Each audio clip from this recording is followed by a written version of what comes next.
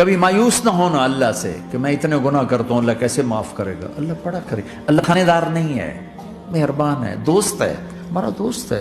اللہ سے باتیں کرو، اللہ سے یاری لگاؤ، اللہ کو دکھڑے سناؤ. یا اللہ میرے ساتھ یہ ہو رہا ہے، تو کچھ کر دینا. اللہ سے لاڈ کرو جیسے ماں سے لاڈ کرتے ہو.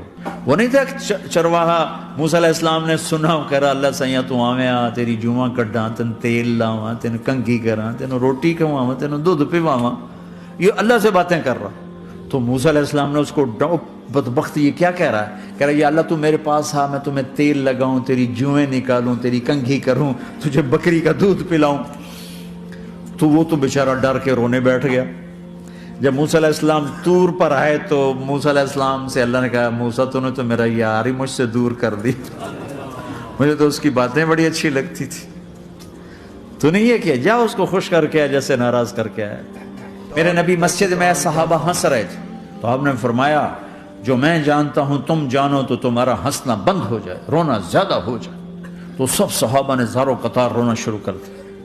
آپ یہ کہہ کر واپس مڑے، دروازے تک نہیں پہنچے تھے کہ جبریل آ گیا کہ میرے محبوب تو نے میرے بندوں کو اتنا زیادہ ڈرا دیا مجھ سے، جا واپس جا، جیسے رولایا ہے ایسے ہی ہنسا کے آ. اللہ پاک تو ہمارے مالک خالق، ہمارے مہربان ہیں.